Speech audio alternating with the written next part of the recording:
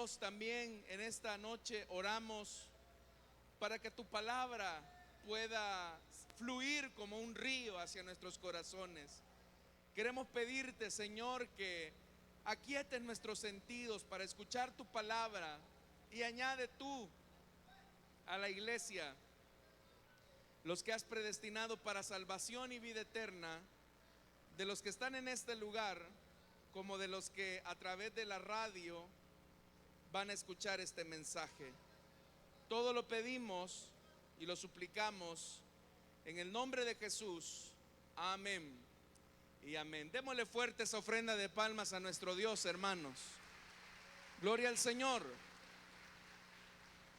Les invito a ponerse en pie, hermanos, y abrir la Biblia en el Evangelio de Juan.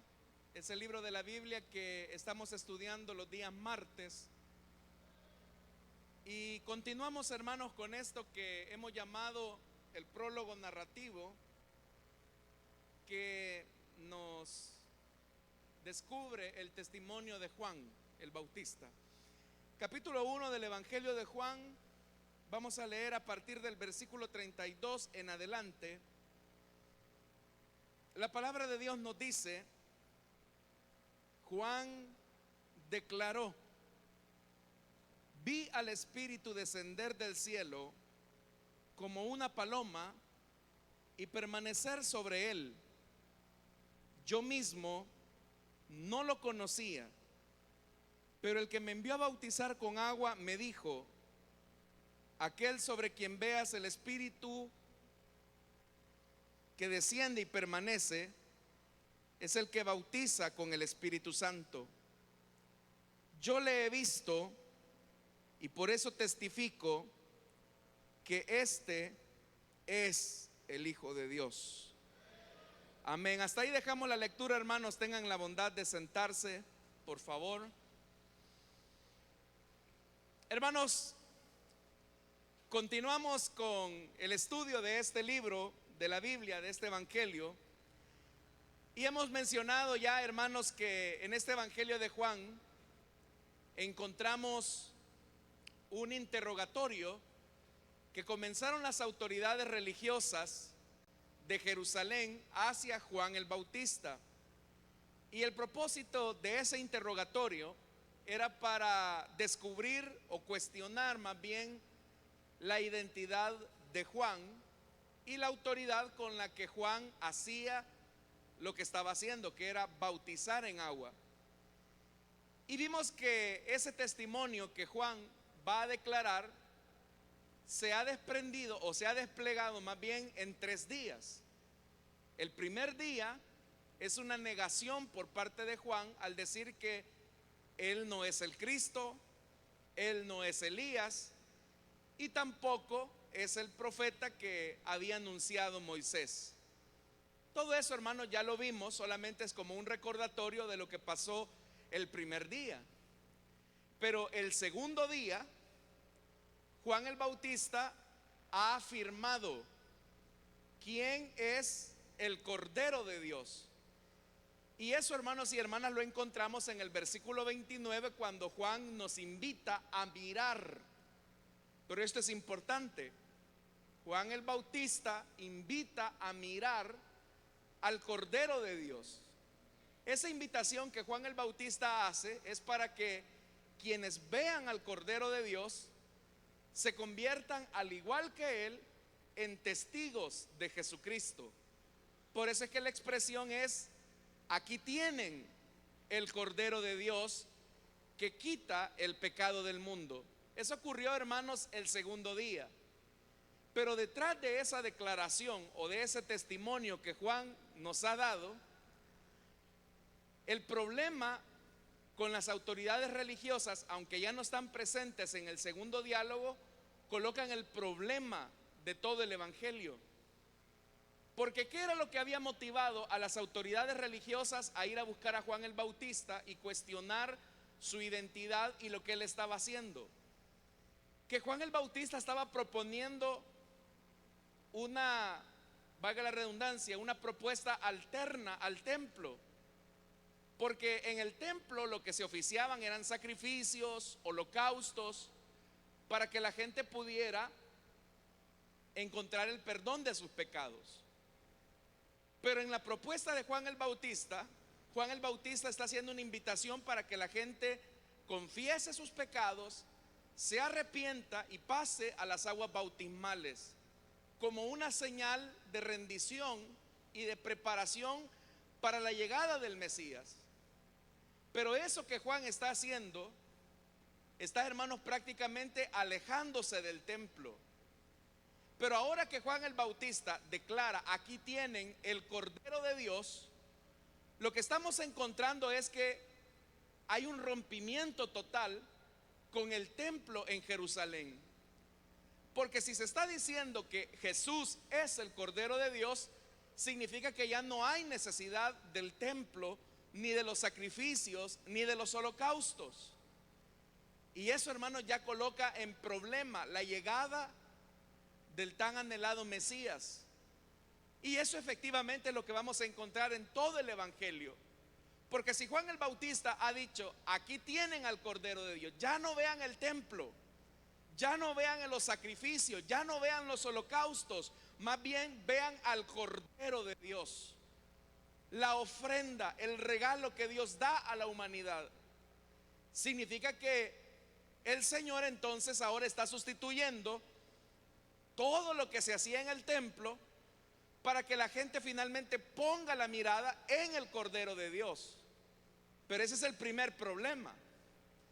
El segundo problema es que en la declaración de Juan el Bautista, él va más allá y dicen: aquí tienen el Cordero de Dios que quita el pecado del mundo. Note que no está diciendo que quita el pecado de Israel, porque hasta este momento en el concepto judío todo giraba alrededor de Israel. Entonces, si se esperaba un Mesías, era para Israel. Si se esperaba al profeta anunciado por Moisés, era para Israel. Si se anunciaba a Elías, era para Israel. Pero ahora Juan va más allá, porque lo que está haciendo es rompiendo el etnocentrismo judío.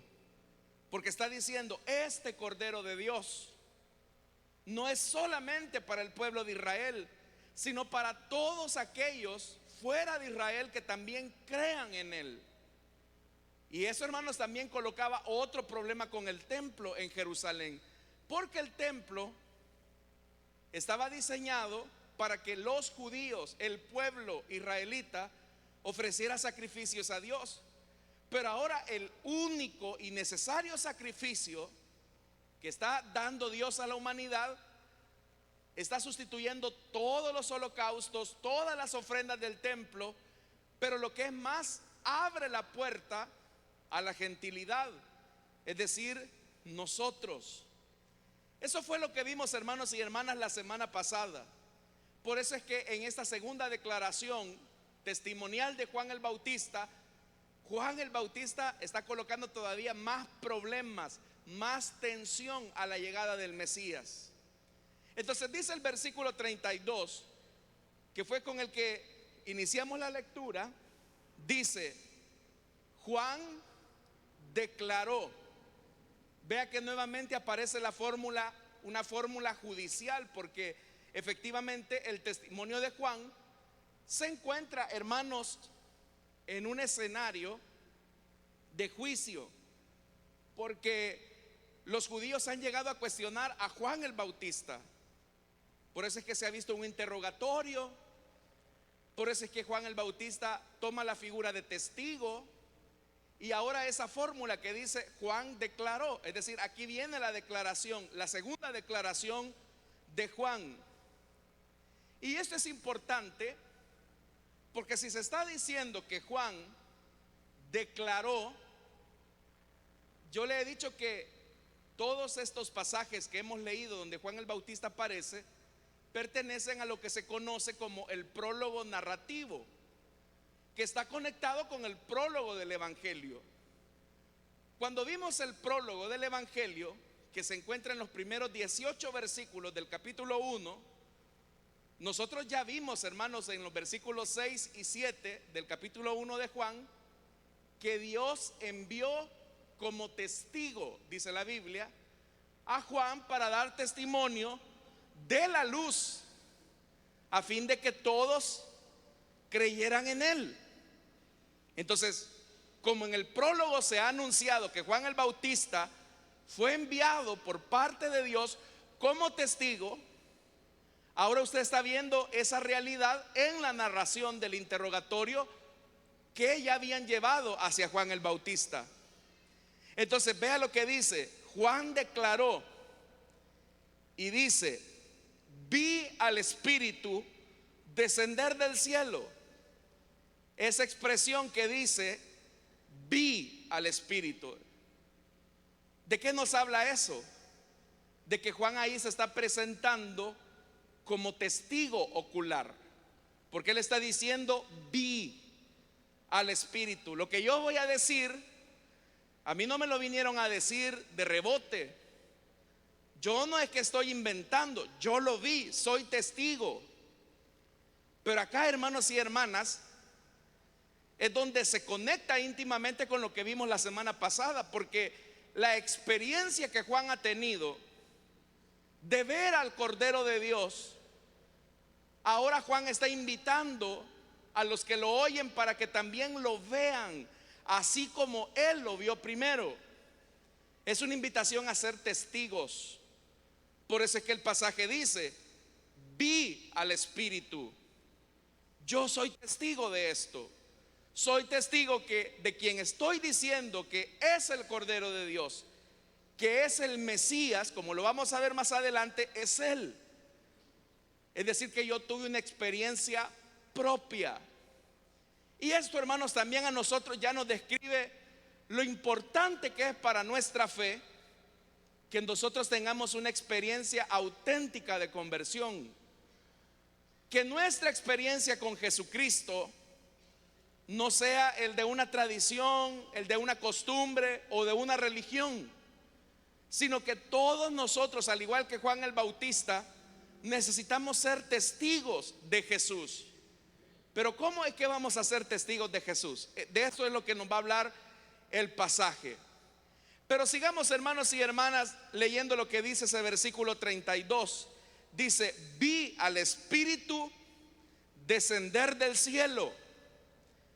Que ahí se hable del descenso del Espíritu Santo del cielo es un claro simbolismo de la obra redentora de Jesús, porque Jesús vino del Padre a habitar con nosotros.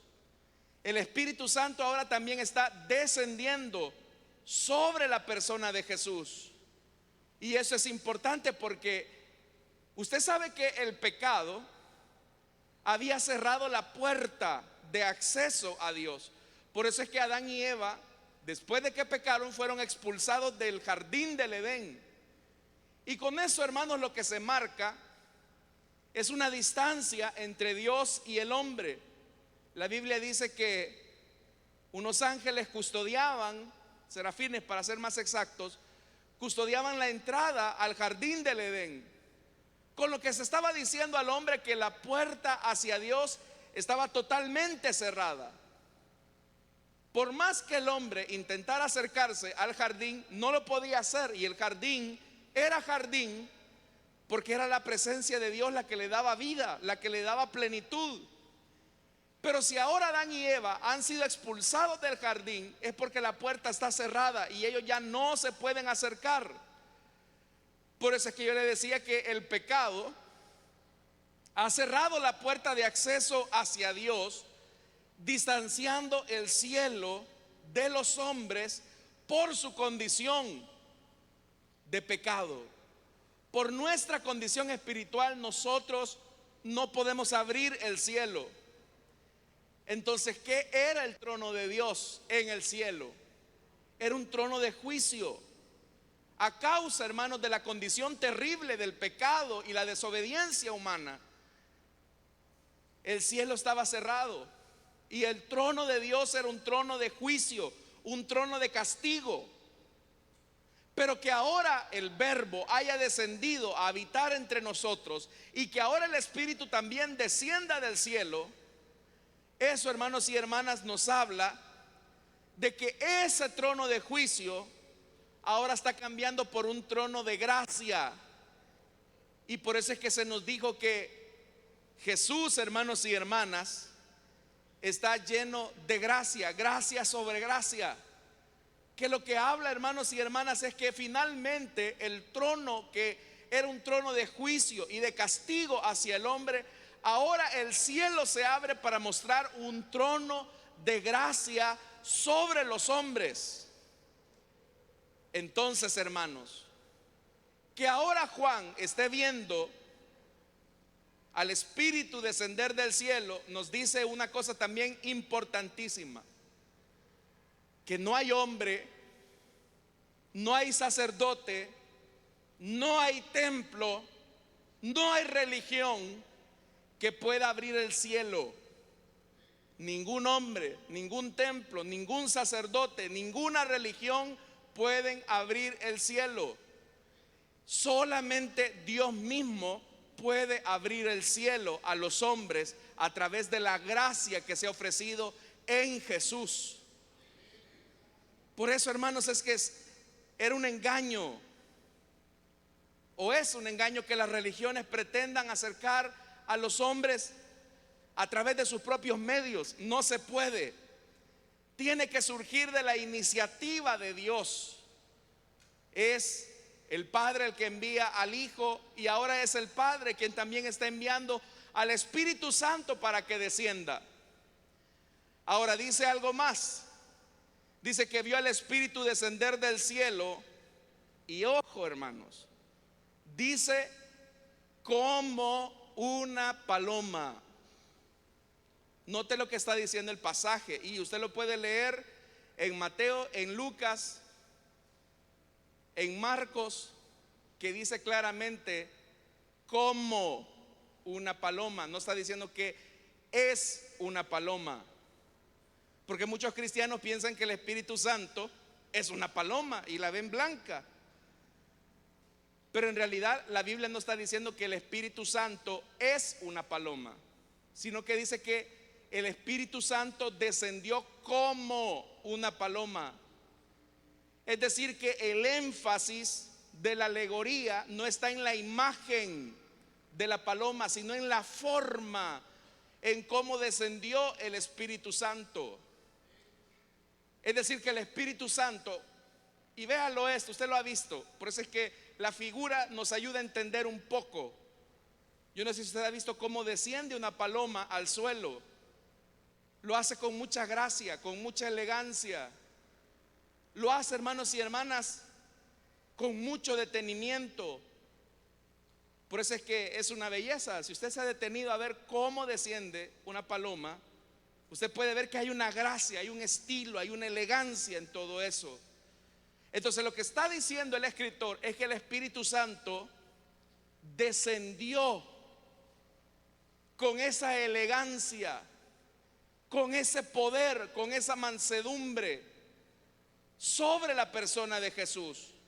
Entonces el texto o la Biblia no está diciendo que el Espíritu Santo toma forma de paloma. No es eso lo que está diciendo el texto, sino que lo que el texto quiere resaltar es que el Espíritu Santo desciende como una paloma.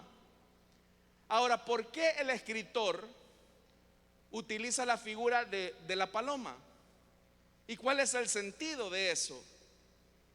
En el libro de Génesis, en el capítulo 1, versículos 1 y 2, la Biblia dice que en el principio creó Dios los cielos y la tierra.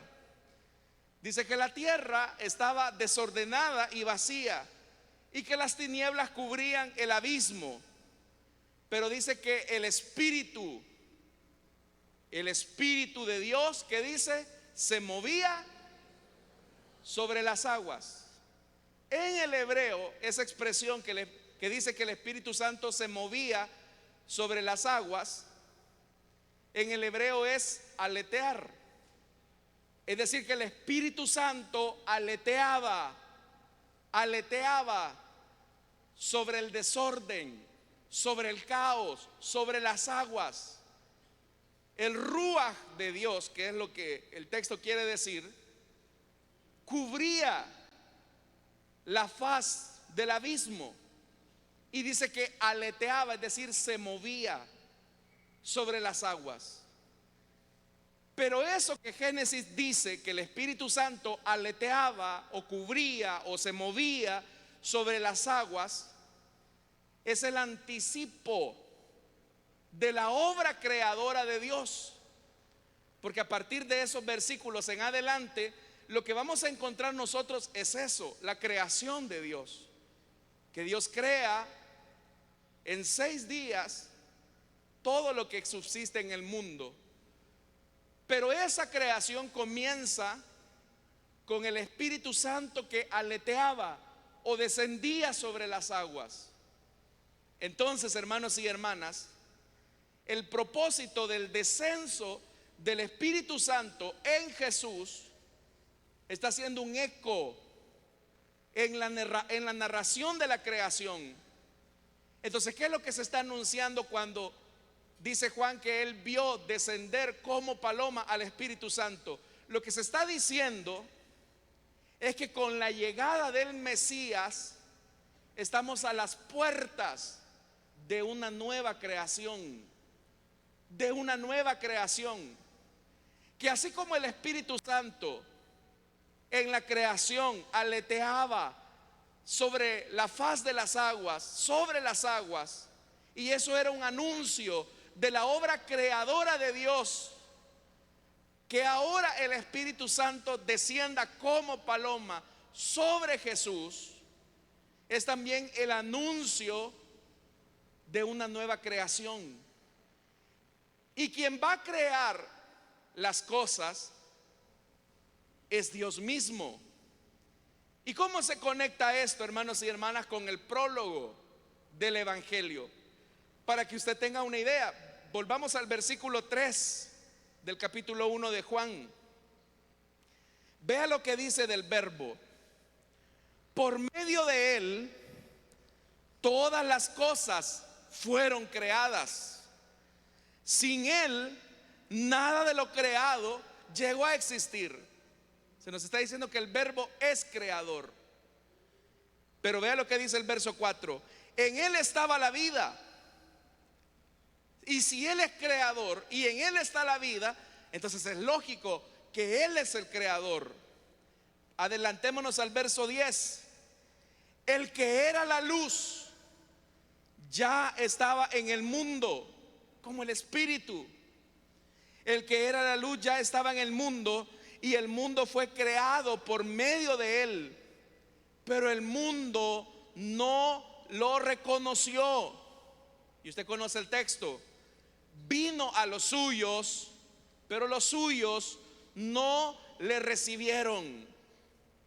Él venía a levantar a un nuevo Israel, del Israel viejo. Pero ese Israel viejo no le recibió, no quiso ser testigo. La luz estaba ahí radiante, brillando, pero Israel vio en él un hombre más, un judío más. Y hasta el día de hoy, hermanos, la mayor parte de judíos ven a Jesús como un hombre cualquiera. Pero vea lo que dice el versículo 12 del capítulo 1. Y aquí habla de la obra creadora del Verbo. Mas a cuantos lo recibieron, a los que creen en su nombre, les dio el derecho de ser hechos hijos de Dios. Pero vea, dice más el verso 13. Estos no nacen de la sangre, ni por deseos naturales, ni por voluntad humana. ¿Quién los hace entonces? Ahí lo dice, sino que nacen de Dios. Es Dios el que crea a sus hijos. Así como Él creó todo el mundo físico, ahora también Él va a crear a sus hijos. Ser hechos hijos de Dios, como lo dice el prólogo, no es de una iniciativa humana, sino que ser hechos hijos de Dios es que nosotros entendamos que somos testigos de Él. Que yo, hermanos y hermanas, soy testigo de Jesús. ¿Y qué significa ser testigo de Jesucristo? Entender que Él es preexistente, que Él es creador, pero también que Él es mi redentor. Cuando esas tres verdades se unen, es cuando nosotros somos testigos por nuestra propia cuenta de que Él, hermanos y hermanas, está creando una nueva humanidad. Y eso es lo que se describe en el nuevo nacimiento. ¿Qué es el nuevo nacimiento? Sino que la obra de Dios de reconocer a Jesús como Salvador y Señor me redime a una nueva vida, a la vida en Cristo, porque estábamos muertos en delitos y pecados. Pero el Espíritu Santo aleteó sobre nuestro corazón y colocó la palabra de vida, la palabra de Jesús en nuestra vida. Y por esa fuerza del Espíritu Santo es que ahora nosotros hemos creído que no hay otro camino dado a los hombres sino Jesucristo, el Hijo de Dios. Y cuando creemos por la fe en eso, es cuando nacemos de nuevo y la obra creadora de Dios se aplica en nosotros. ¿Cuántos hemos creído en Jesucristo, hermanos y hermanas? Entonces usted es parte de la nueva creación. Usted es parte de la nueva creación. Pero dice más ese versículo: vi al Espíritu descender del cielo como una paloma y permanecer sobre él. A propósito, hermanos, hoy que estamos hablando del Espíritu Santo que desciende sobre Jesús, usted va a notar que eso se repite dos veces en el versículo 32 y 33. El hecho de que el Espíritu Santo desciende sobre Jesús y permanece en él. Pero ¿por qué Juan está repitiendo dos veces la misma idea de que el Espíritu Santo desciende y permanece en Jesús? Para encontrar esa respuesta, Juan lo que está atestiguando es que en Jesús se ha cumplido otra profecía de Isaías. ¿Y cuál es esa profecía de Isaías que se ha cumplido? Bueno, vamos a Isaías capítulo 11. Acompáñeme, por favor. Isaías capítulo 11, versículo 2. Y ahí usted va a encontrar la respuesta de por qué se enfatiza que descendió y permaneció. Dice Isaías 11, versículo 2: el Espíritu del Señor, ¿qué dice? Reposará sobre él. Espíritu de sabiduría, de entendimiento, espíritu de consejo, de poder, espíritu de conocimiento y de temor del Señor. Entonces, que ahora se está diciendo que el Espíritu Santo descendió sobre el Señor, descendió del cielo como una paloma y permaneció en él, es ratificar lo que ya Isaías había anunciado, que el Espíritu de Dios ungiría al Mesías. Pero eso es importante, hermanos, porque que se esté diciendo que permaneció en él, nuevamente nos habla de un rompimiento, de un antes y un después. En la persona de Jesús se da un rompimiento de un antes y un después. ¿Y cuál es el rompimiento? Recuerden el Antiguo Testamento, hermanos y hermanas, el Espíritu Santo venía a ciertas personas como jueces, reyes, profetas. La Biblia dice: y vino palabra del Señor. Está hablando del Espíritu Santo. Y vino sobre mí el Espíritu de Dios. Y el Espíritu Santo posó en David. Y el Espíritu Santo vino sobre Saúl. El Espíritu Santo en el Antiguo Testamento, en el Antiguo Pacto, venía sobre una persona para que cumpliera esa persona una asignación que Dios le había dado. que podía ser la de juez, la de profeta, la de rey, pero una vez esa persona hubiese cumplido la misión, el Espíritu Santo se iba. Es decir, que las personas que fueron llenas del Espíritu Santo en el Antiguo Testamento no tuvieron, hermanos, la permanencia total de la presencia del Espíritu. Pero ahora con Jesús se da un rompimiento, porque al Cordero de Dios se le ha dado una misión. ¿Y cuál es la misión? Ser el redentor de los hombres.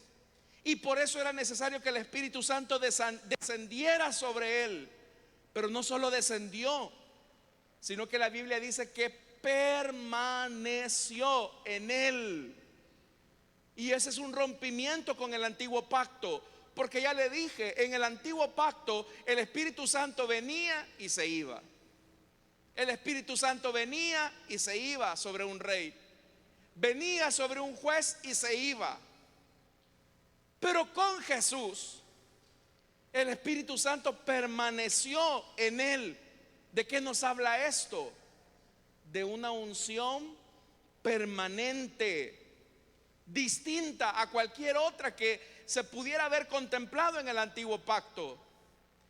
Entonces, esto, hermanos y hermanas, también coloca un antes y un después, porque todos los que sean testigos de Jesús van a recibir al Espíritu Santo, pero no de forma temporal, sino que de forma permanente. Hermanos, la época más gloriosa que estamos viviendo es esta de la iglesia. Hay gente que dice: yo cómo no quisiera estar en la época de Moisés, cuando dice la Biblia que a Moisés le resplandecía el rostro porque estaba lleno de la presencia de Dios. Sí, es verdad. Vino la presencia de Dios sobre Moisés, hizo que resplandeciera su rostro, pero con el tiempo el resplandor se le fue, porque el Espíritu también se fue de él.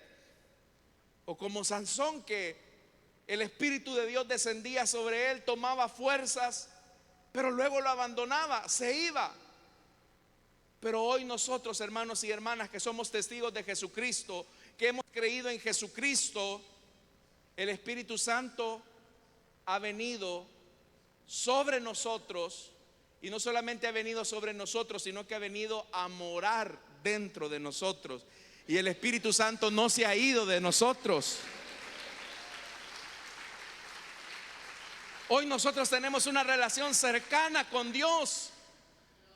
Por eso es que ahora es una sustitución total de un templo por otro. Porque allá las autoridades judías estaban cuestionando a Juan: ¿eres tú el Cristo? ¿Eres tú Elías? ¿Eres tú el profeta? ¿Quién te autorizó a bautizar? Porque solo nosotros en nuestro templo en Jerusalén tenemos la presencia de Dios. Pero ahora Juan, con su testimonio, está diciendo: se acabó. El Señor ya no habita más en templos hechos por manos de hombres, sino que ahora el Señor ha venido a morar en todos aquellos que le recibieron y que creen en Él. Esa es la experiencia nuestra. Que lo que Jesús dijo, que donde 2 o 3 se reúnen en su nombre, ¿qué ocurre? Ahí está Él. ¿Y por qué Dios está acá en medio nuestro, hermanos y hermanas? Porque el Espíritu Santo mora en usted, en usted, en usted, en usted. Y acá se manifiesta la preciosa presencia de nuestro Dios en medio nuestro.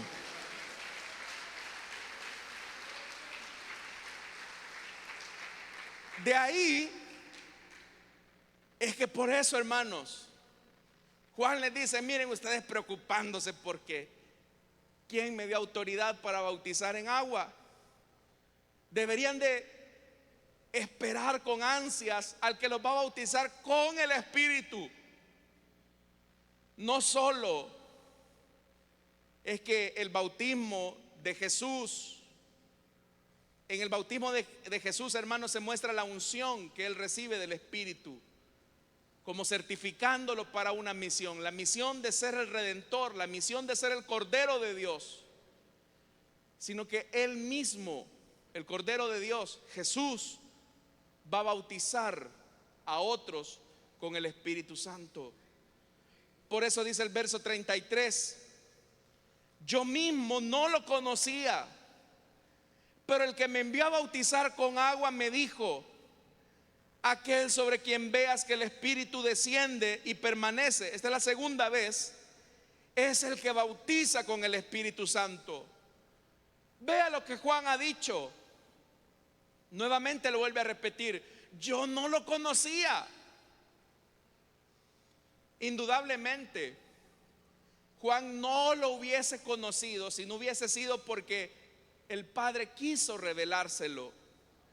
Por eso es que ahí, hermanos y hermanas, la afirmación que Juan está haciendo es que él llegó a la conclusión de que este es el Cordero de Dios, no por iniciativa humana, sino que fue necesaria una revelación de parte de Dios. Era necesario que Dios le abriera los ojos para que pudiera ver al Cordero de Dios. Nosotros también, hermanos, no llegamos a comprender que Jesús era el Hijo de Dios si no fue porque el Espíritu Santo nos abrió los ojos. Tal vez usted, hermanos, antes de venir al Evangelio había escuchado predicaciones, había escuchado del Evangelio, de las iglesias, y yo no sé quiénes eran para ustedes los cristianos. Tal vez ustedes decían, esta gente es loca, esta gente es fanática, esta gente sin actividad u oficio, por eso es que se reúnen ahí. Y usted quizás, hermanos, ignoraba lo que estaba pasando acá. Y yo no sé cuántas veces usted vino a la iglesia, escuchó del Evangelio antes de ser cristiano, pero seguramente usted quizás se aburría, no sentía nada, hasta se asustaba de ver a personas que estaban llorando a la par suya. Decía, este loco, a saber qué le pasa, a saber qué deuda tiene, que está llorando. Usted pasaba indiferente, pero el día glorioso que el Espíritu Santo quiso abrirnos los ojos para ver que Jesús es más que profeta, es más que un rey humano, sino que Jesús es el Hijo de Dios. Ese momento, hermanos y hermanas, marcó un antes y un después, porque el Espíritu Santo puso en nosotros la palabra de verdad, y esa palabra de verdad es que en Jesucristo hay perdón y hay salvación para todo aquel que en Él cree.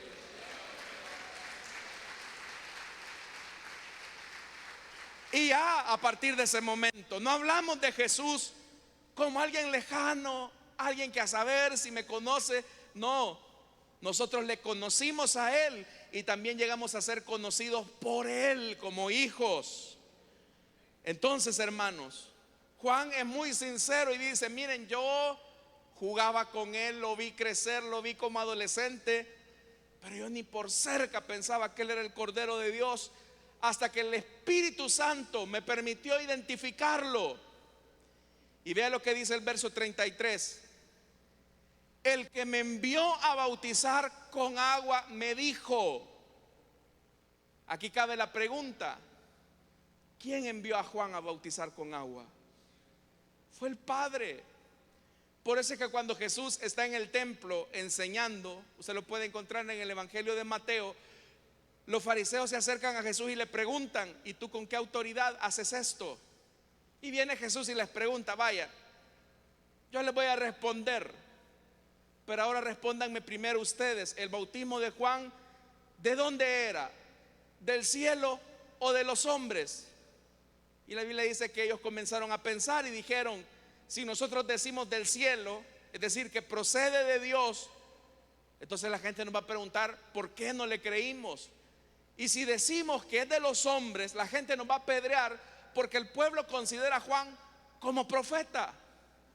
Es decir, que en la misma pregunta de Jesús a los fariseos, él mismo está revelando que lo que Juan hacía, lo hacía porque había sido enviado como testigo de parte de Dios a los hombres. Cabe aquí, hermanos y hermanas, mencionar que en este pasaje aparecen las tres personas de la Trinidad trabajando juntas. Porque el Padre envía a Juan a bautizar ¿a quién? A Jesús. Para que en el bautismo de Jesús se revele quién es el Mesías, quién es el Hijo de Dios. Y el que desciende corporalmente como en forma de paloma es el Espíritu Santo, Padre, Hijo y Espíritu Santo. Entonces, vea lo que dice verso 33 nuevamente: aquel sobre quien veas, y ver me coloca a mí en una posición de testigo, porque estoy viendo. Entonces Juan, aquel sobre quien veas que el Espíritu desciende y permanece, ese es el que bautiza con el Espíritu Santo. Él viene lleno del Espíritu de Dios, como lo decía la profecía de Isaías. Y porque viene lleno de la presencia de Dios, Él va a bautizar con el Espíritu Santo. Entonces, hermanos, Dios le está dando a Juan una señal inequívoca para identificar al Mesías y así ser testigo de la manifestación del Espíritu Santo. Por eso, hermanos, es que ya se había dicho que el Mesías vendría y vendría a bautizar, pero con el Espíritu de Dios. Y eso fue lo que efectivamente ocurrió. Usted conoce el relato. Jesús asciende a los cielos y el Señor les dice: permanezcan en Jerusalén hasta que descienda sobre vosotros el Espíritu Santo. Y esa promesa, hermanos, es para todos aquellos que han creído en Jesús. Es decir, todos aquellos que somos testigos de Jesús tenemos la promesa habilitada de parte de Dios para ser bautizados en el Espíritu Santo. No es una experiencia solamente para algunos. Dios desea bautizarnos a todos. Solamente está, hermanos, que usted reciba esa promesa. Y dice el verso 34, con lo que vamos terminando: yo le he visto. Otra vez Juan se está poniendo como testigo. Yo lo he visto y por eso testifico. Porque soy testigo, dice Juan, por eso testifico que este es Hijo de Dios. Entonces, hermanos, el testimonio del Bautista alcanza una gloriosa culminación, declarando: este es el Hijo de Dios. Aquí, a diferencia de los sinópticos, el Bautista de alguna manera escuchó la voz del cielo que dijo: tú eres mi Hijo amado y en ti tengo complacencia. Y cuando Juan el Bautista vio cómo el Espíritu Santo descendía sobre Jesús corporalmente en forma de paloma, y escucha esa voz que dice: tú eres mi Hijo amado, o como en Mateo dice: este es mi Hijo amado en quien tengo complacencia. Ahí Juan dijo: ahora entiendo quién es el Cordero de Dios, quién es el Mesías. Entonces, hermanos, para Juan las cosas cambiaron cuando él fue testigo de Jesús, cuando él llegó a la verdad que él es el Hijo de Dios. Entonces, ¿qué es lo que determina que una persona ha sido regenerada o ha sido creada nuevamente o ha recibido el nuevo nacimiento? Que usted haya sido testigo de Jesucristo, que usted haya visto y sepa que Jesús es el Hijo de Dios. Entonces la pregunta sería para usted: ¿quién es para usted Jesús? Si para usted Jesús es simplemente un maestro, un rabino, entonces sus ojos siguen cerrados. Si para usted Jesús fue un buen hombre que vivió en Galilea y que hizo milagros, sus ojos siguen cerrados. Pero si para usted Jesús es creador, redentor, y por lo tanto es Dios, entonces sus ojos se han abierto a la verdad. Usted ha creído en Él. Por eso es que la gente dice, hermanos, no, si Jesús es una buena persona. Fíjese que en el Islam, por ejemplo, los musulmanes, ellos creen que existió Jesús, y ellos dicen que Jesús fue un profeta nada más. Pero hasta ahí llega, hermanos, su comprensión, y por eso es que están ciegos. Que ahora nosotros digamos que Jesús es Dios, es el Hijo de Dios, es algo que para ellos es una blasfemia. Pero esta verdad, hermanos y hermanas, es lo que define en realidad la salvación de una persona. Más adelante lo vamos a ver cuando Jesús tiene el diálogo con Nicodemo. El que cree en el Hijo, ¿qué dice? Ya tiene vida eterna. Pero aquel que se resiste a creer, la ira de Dios está sobre él. Entonces yo le pregunto a usted, ¿cuántos creemos que Jesucristo es el Hijo de Dios? Entonces la Biblia dice que usted ya tiene vida eterna. Amén, hermanos. Ya la tiene. Por eso es que se vuelve importante que ya no miremos, hermanos, templos o rituales o obras humanas, sino que veamos al Cordero de Dios. Juan lo que estaba diciendo es: ya dejen de ver el templo en Jerusalén, ya dejen de ver eso de holocaustos y sacrificios, más bien vean al Cordero de Dios, el único sacrificio que Dios acepta, que es Jesucristo, el Hijo de Dios.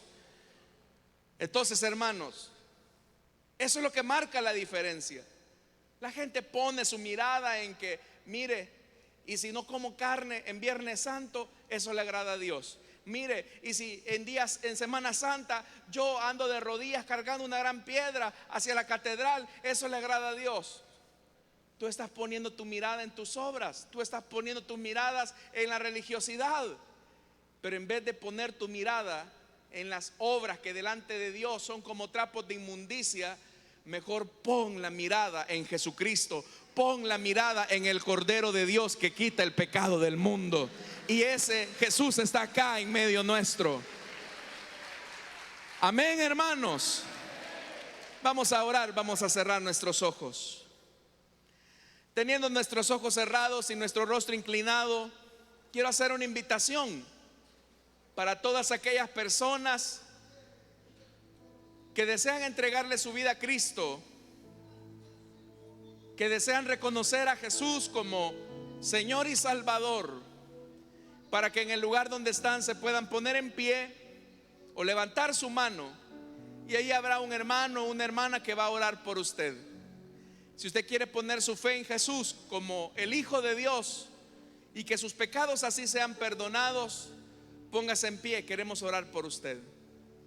Ahí habrá un hermano o una hermana que gustosamente orará por usted, mientras la iglesia ora e intercede por los perdidos. ¿Habrá alguien?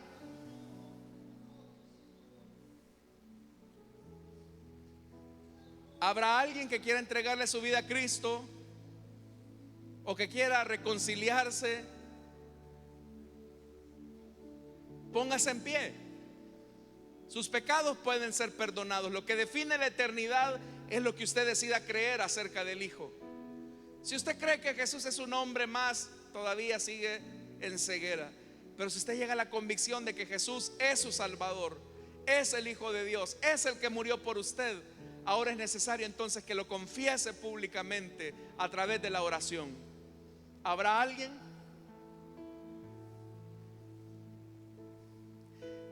Si no lo hay, hermanos, pongámonos en pie y agradezcamos al Señor lo que Él ha hecho por nosotros en la cruz y en su redención. Y por eso digámosle al Señor: quiero levantar mis manos. Quiero levantar mis manos De lo más profundo de su ser. Quiero levantar mi voz, ofreciendo a ti mi vida,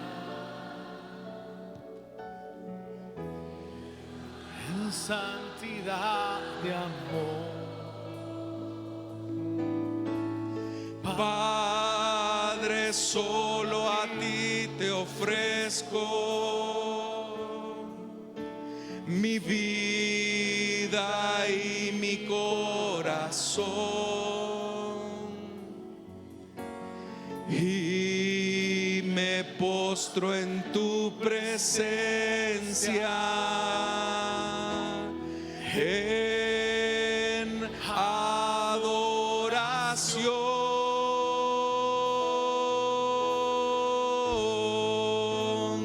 Hijo de Dios.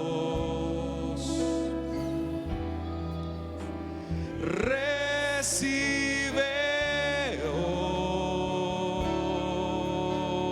hoy toda la gloria,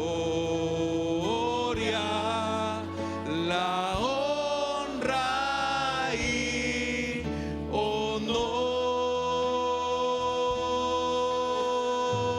honor, Hijo de Dios.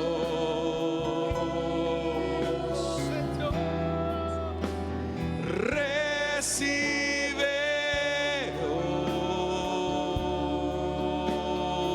hoy toda la gloria,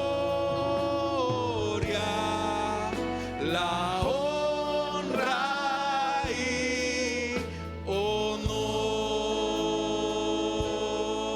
Una vez más, hermanos. Quiero levantar Mis manos.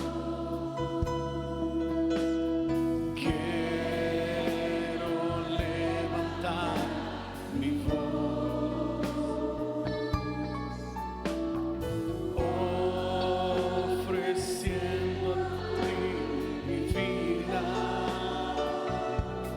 dígaselo, hermano. En santidad de amor.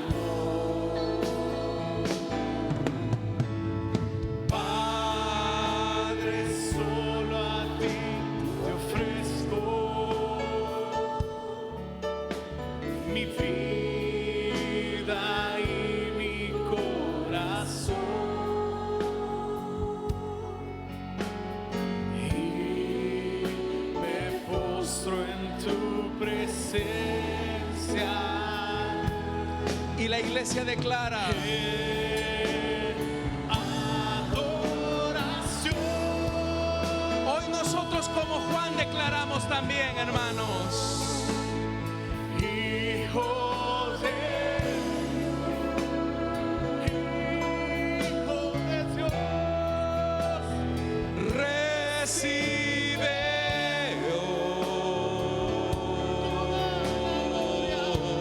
hoy toda la gloria, la honra y honor.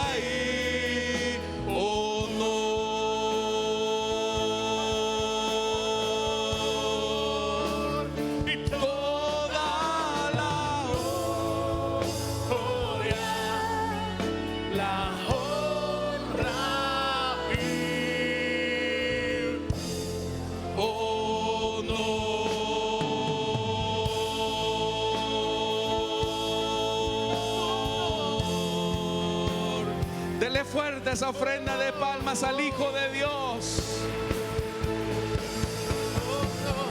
Más fuerte si es para Él.